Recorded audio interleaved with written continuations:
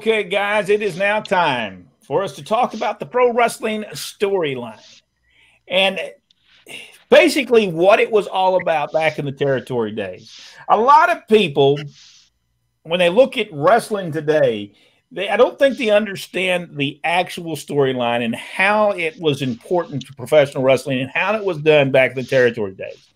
A storyline would start off with you would decide between two wrestlers, whoever they might be, and you would say, all right, we have to create an angle. We have to create a storyline between you.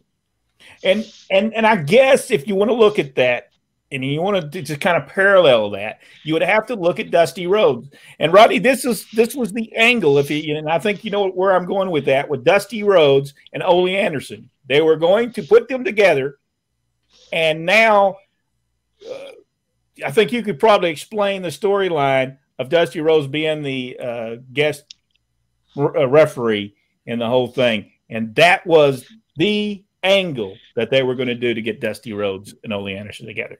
Sure, and that was one of many. Ole and Dusty had already had prior to that ongoing. Ole and Gene against Dick Slater and Dusty Rhodes the year before in 1977. So the Georgia Tag Team Championship was going to be on the line. It was going to be Ole Anderson and Ivan Koloff against Jack and Jerry Briscoe, who they defeated for the titles.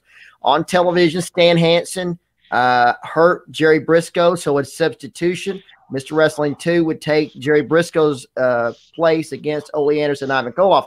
But in all this, a special guest referee was going to be announced, and then it was great because Dusty come out there and Dusty was Ole was getting in Dusty's face, and he said, "I just want you to know I am your special guest referee," and it sets it up, absolutely sets it up for the Atlanta City Auditorium as Georgia Tag Team Championship on the line. Ole Anderson, Ivan Koloff against Wrestling 2 and Jack Briscoe. Dusty's a special guest referee, and that's when the parking lot incident happens at the Atlanta City Auditorium, and Dusty comes down the steps there at the City Auditorium and staggers and passes out in the aisleway there leading to the ring at Atlanta City Auditorium.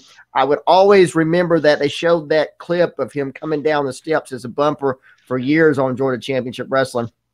And when we went to the Omni the very next week, I think it was, that place was packed. People were sitting on the steps. They sold more seats than you can ever imagine as Ole Anderson, Ivan Koloff against Cowboy Bill Watts and Dusty Rhodes, and it was on fire. 78 was huge in Georgia. But that was the angle. It was set up Dusty Rhodes, Ole Anderson, Dusty Rhodes, the angle, Dusty Rhodes being jumped in the parking lot, and this would set up to the program. Jack, do you know of any other, before we move on to the program and what the program is, another angle that was done that people can kind of say, well, okay, I get that that's the angle, that's what started this. Do you have any other matches that you can think of? Well, of course, my favorite angle storyline of all time, cover years, Rodney, was Kevin Sullivan and Austin Idol, where they wound up in the cage match, and Austin drugged Kevin's brother into the ring, and I mean, it was just a tremendous setup because it was different. It was a heel Austin Idol being attacked by a young incoming, up and coming babyface Kevin Sullivan for no apparent reason, and you couldn't figure out what was going on. And over time, they started slowly giving those reasons and setting that storyline. And I mean, it went on for weeks and weeks and weeks before they actually ever started having matches. And then when they started having matches, those were tremendous matches. But even the matches didn't have to be as strong because the storyline was so strong. So, that remains to me one of my most favorite storyline memories of all time. But it always starts with an ideal. The pen, and wrestling business, the pencil is mightier than the sword. It's only as good as what you decide to do with two wrestlers or four wrestlers or whatever. But it has to start with a reason. And it always starts with a reason. And then it goes into a program. Most programs, if you were the WWF or you were Verne Gagne, it went on for 6 months. So you would know, okay, in 6 months we're going to blow this off. It's going to be the big blow off, and then you were always going to work backwards so that you could get to that match. Now, 3 months was the territories. Atlanta, Memphis, they would do a 3 month. Now, sometimes they would do another angle on that 12th week to make it go on for another 3 months, especially if they were drawing money. You know, like the Von Brauners against Lynn Rossi and Bearcat Brown. Yeah. So that was the and it's important if you are a promoter, if you're someone promoting or you're a booker, it is very important. Don't just write down names. And I don't think, Jack, and you've probably seen this, where people wrote down names and didn't have a clue what they were going to do 12 weeks down the road. Have you run into this in professional wrestling today? Many times. It's one of my biggest frustrations. Rodney? Yeah, it's not existing right now. You really cannot find in any organization one of the great rivalries. We talked about Dusty Rhodes and Ole Anderson. You talk about Wrestling 2 and the Superstar, Wrestling 2 and the Spoiler, Wrestling 2 and Dick Slater, anybody Wrestling 2 just about. You talk about Dusty Rhodes and Terry Funk. You talk about the Freebirds and the Von Erichs, Junkyard Dog, and as we talked about earlier, Butch Reed of Midnight Express, the Rock and Roll Express. Bill Dundee and Jerry Lawler, Jackie Fargo and Jerry Lawler. I mean, Ricky Steamboat and Ric Flair. These are matches that, I mean, and they drew every place they went. They drew. It was just, it's amazing. It really is amazing. And these were, sometimes it was accident, but most of the time they knew exactly what they were doing from the beginning. There was no doubt when the Superstar came to Georgia, exactly what's going to happen. Everybody could see it. I mean, Midnight Express and Rock and Roll Express in Mid-South, that's just the names led you to believe these two are going to clash somewhere down the line. And it was money and it was magic when it did. Yeah. And you know, when you're talking about the angle, another angle that happened in Southeastern Championship Wrestling, it was Dennis Condrey, Randy Rhodes against Bob and Brad Armstrong. The angle was they'd already wrestled each other, but they were going to enhance this angle for it to go further, another 3 months. And Tommy Weathers was the referee. Bob Armstrong was handcuffed to one side of the ring. Dennis Condrey and Randy Rhodes, I can't remember which one now, they were handcuffed together. And Tommy Weathers, being that nasty Tommy Weathers that he was, he unlocked Randy Rhodes or Dennis Condrey, and they sat there and they beat Brad Armstrong to death while what's his name had that key in his hand and he was waving it in front of Bob Armstrong. Yeah. And he was grabbing and hold. And that was the angle set up for a 3-month program. Now, they'd already wrestled each other for about 3 months. But that's a different situation. They worked for 3 months. They did an angle. They worked for 3 months. They did an angle so they could go and do the program for the 12 weeks. And then they had the big blow off. It always was a blow off, whether it was a cage match, whether it was a lumberjack match, a coal miner's glove match. It always ended with the blow off. And and if you were a smart booker, you didn't blow off everything in 12 weeks. You had to space it out, spread that out. Like you had overlapping storylines. We have to remember, Dusty and Ole were doing their things. Now, Dusty was not working in Georgia full time. He was in and out. So at the same time, Ole and Ivan was also working with Tommy Rich and Tony Atlas. And so at the same time, Wrestling 2 and Superstar was building up. At the same time, Kevin Sullivan and Austin Idol was doing their thing. So, you always have things working, and then you're able to bring in Jack and Jerry Briscoe and the Funks and to offset when you have those in-between weeks. Ric Flair came in as United States champion. Blackjack Mulligan came in. And you know exactly what you're going to do with these people. Michael Barr has a question, and I'll start with Jack. How long would a storyline go out? I think we answered that, but until it became something different, Jack? Well, your dad is the one who taught me how to do that. So, 12 weeks was my norm. Sometimes I knew what I wanted to lead up to, like in January, what I wanted to lead to for my Thanksgiving show. But it wasn't, you couldn't keep 2 guys or 4 guys, whatever it was. You could not keep them for that many months together. So you had to do something, and then you had to pull back, and then you had to segue into, or swerve, as we call it, swerve into something else along the way until ultimately you brought them back together. And everybody, if they're fans and you're doing it right, they're going to remember where all this heat was before, so that it means something. But in the short term, that 12-week, you know where you want to end, so then you write backwards. And that secret is as we were mentioned there, is you don't overlap. Everybody can't have 12-week angles at one time. You've got one person in a 12-week angle, and then you've got somebody else halfway already into a 12-week angle, or somebody else a little farther along, or even more behind. But you got to position all that out. This is the part that I love best about wrestling, is writing all that stuff out. And you've got to be very important. It's very important that the wrestlers have their input in the program. Yes. They may not have the input in the angle. They may not have the input in the blow off, but you have to give them that 12 weeks of how we're getting there. That's very important, isn't it, Rodney? Absolutely. Dad laid out with Buzz Sawyer and Tommy Rich what he was going to do with them, and they added tremendous amount. Dad set the outline, and then they added a lot of the details you saw was them, and it was their experience and their know-how.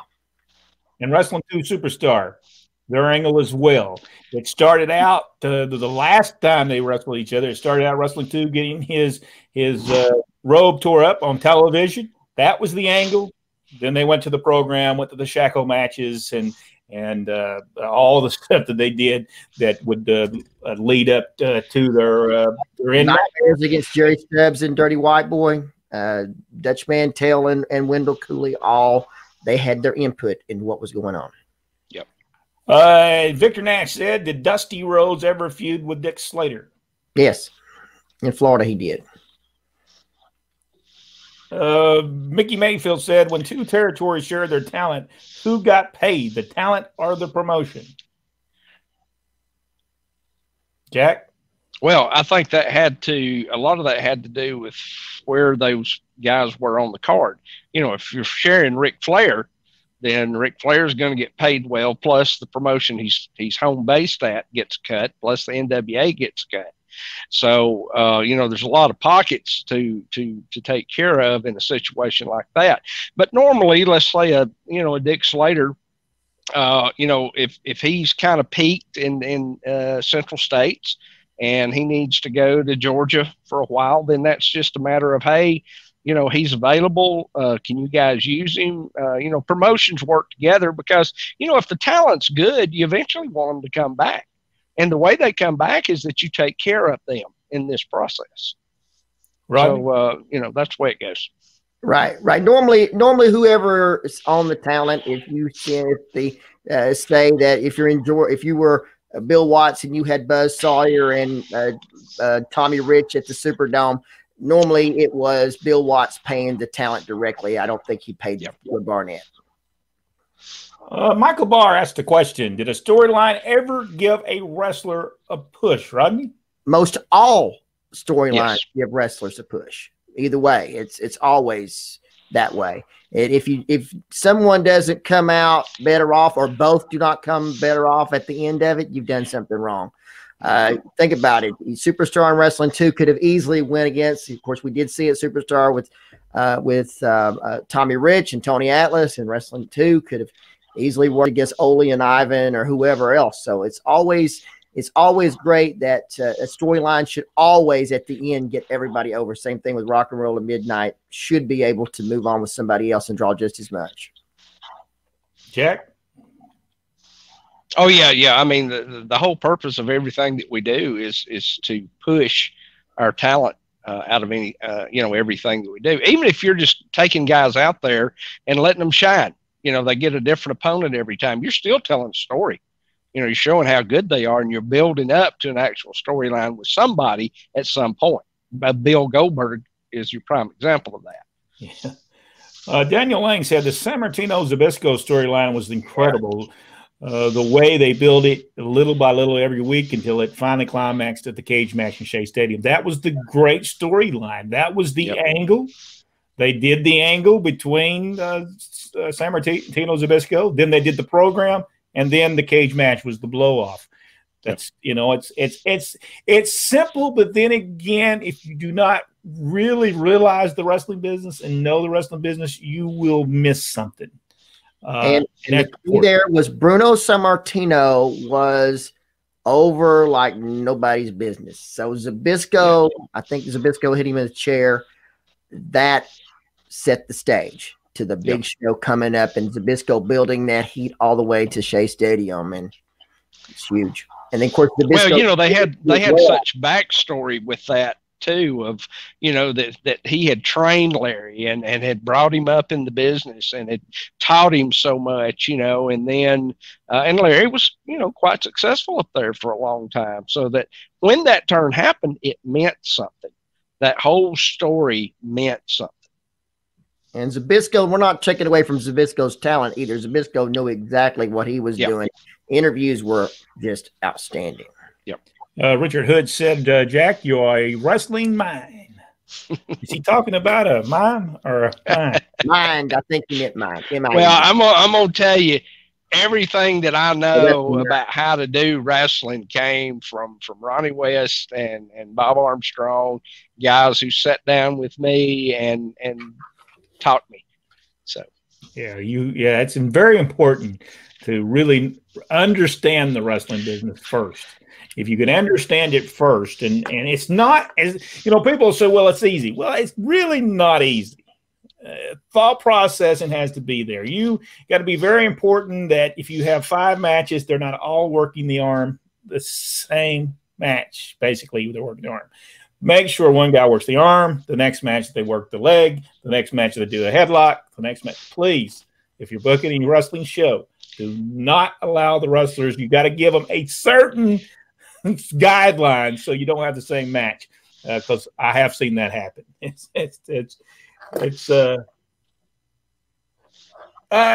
Victor said I skipped the comments. I'm going up, so I will get back. I will get back up to that, Victor.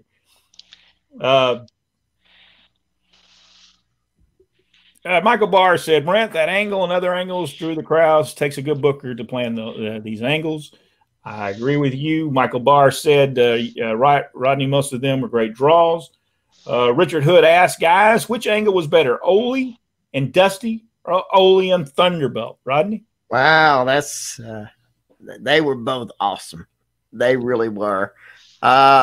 Ole and Thunderbolt drew a lot of money together. And anyway, with Ole and Gene against Thunderbolt Patterson and Cowboy Bill Watts, they did a lot there too. It'd be hard to say. The most shocking of all the angles, though, was when Dusty got jumped in the parking lot. They didn't do that with Thunderbolt. Yes. Victor Nash did say when we were talking about pro wrestling tees, if only 3 shirts, hopefully one of them will be my size. What's the Pro Wrestling Tees.com. You can go there. 3 designs, not just 3 shirts. 3 designs. Well, that's what you meant. Right now, you just have to do a search, Pro Wrestling. Yeah, and don't get lost on there, because they have thousands of great T-shirts. I'm wearing one now. This is from the Jerry Lawler that's awesome. Big Show. And the thing about it, great quality shirts. Yes. When you pay for the shirts, you're paying for a good shirt.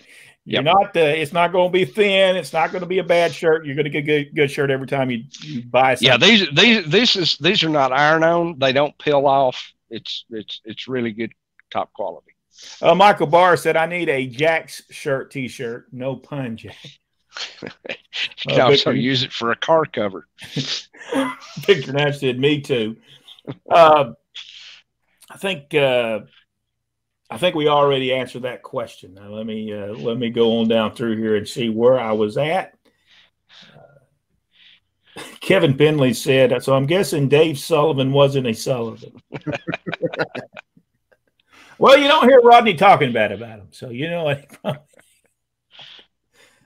I haven't seen Mark.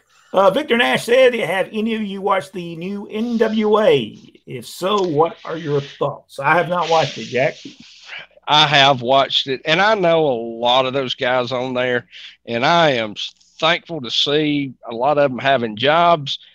Some of the stuff is good, but they tend to do so much comedy that, and it's not just them, you know, AEW, WWE, it seems like, you know, it's more comedy than serious wrestling. And that takes away from any product from me. As far as how is it compared to everything else out there? I think it stacks up as well as anything out there today. And they are starting back, I believe, in January. Yeah, I have not watched it. I think the last time I watched it, Rockville Express won the NWA tag team titles. I think that was the last time I watched it. Michael Barr said it almost most times start with two wrestlers like Jerry Stubbs and the Dirty White Boy run. Yep. And good stuff. And lots of times one storyline led to the next. They played off of each other. Michael Barr did say, Rodney, most of them were great draws. Michael Barr said, Brent, that angle and other angles drew the crowds. Takes a good. Well, I think we already went through that. Yep. So let's go on down. David Bean said, who did the storylines for the Nightmares? Danny Davis and Ken Wayne. I believe that was Danny Davis and Ken Wayne. Yeah. I believe they're the ones that came up with all that. Even though Eddie Gilbert was the booker, I think they're the ones that came up with that whole angle. Yeah. And Richard here did say mind. He said mind. Glenn Allen, Shelton, WLW. Your thoughts? What's this WLW? World League Wrestling. I've not got to see it. I don't even know what it is. We'll have to look that up. Yeah. Glenn Allen said Harley Race now run by Leland Race. So his he's talking about his training school. Oh, I see. Yeah, that's WLW, World League Wrestling. Yeah. Mickey Mayfield said, how about Wrestling from Hollywood? Tried to watch, but didn't know anyone on the show. I've seen it. It looked good, but I only. That was awesome. I saw that guy that's in every single movie, TV show doing the ring announcing on that show. I think I know him. I've seen him in everything from David or whatever. Yeah. David Marquez is the mind behind all that. He's a friend of mine. He does a tremendous job. But that's the whole purpose of Championship Wrestling for Hollywood is they're showcasing new and upcoming talent. And you know, like most of the shows up there's a lot of them I like. There's some I don't really care for, but you know, I'd say that with WWE. But overall, they have a very, very good product, and especially considering all the difficulties they're having in California about even filming anything right now. They've done an excellent job. Victor Nash said, whatever happened to Billy Jack? I think the man went crazy. That's what I think. Yeah. Ooh, Victor, just do Billy Jack Haynes. I believe you might have to put the Haynes part on this, but go listen to his interviews. By the way, we can't use what they call the interviews anymore. We can just call them interviews, or we will get knocked off the air. Yeah, you cannot use that word in anything anymore, or we will get knocked off the air. But it's interviews, and go listen to his interview. Very informational interview for Billy Jack Haynes. That's all I can tell you about it. Michael Barr. Was it always the booker that wrote the angles, or was it the promoter?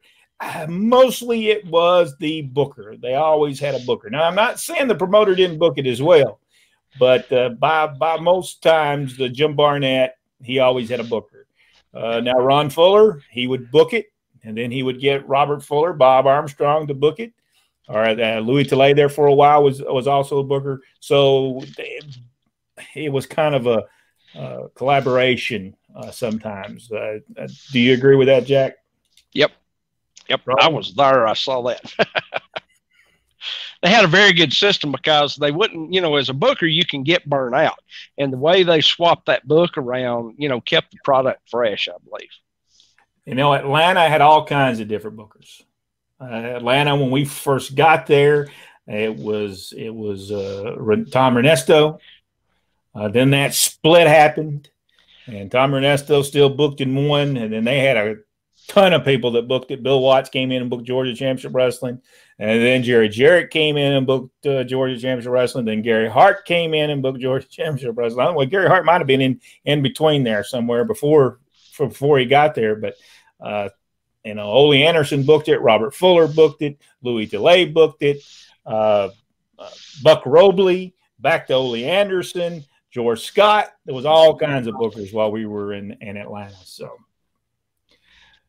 Richard Hood said, "You guys remember Polynesian Championship Wrestling?" Yes, we sure do. I enjoyed that show.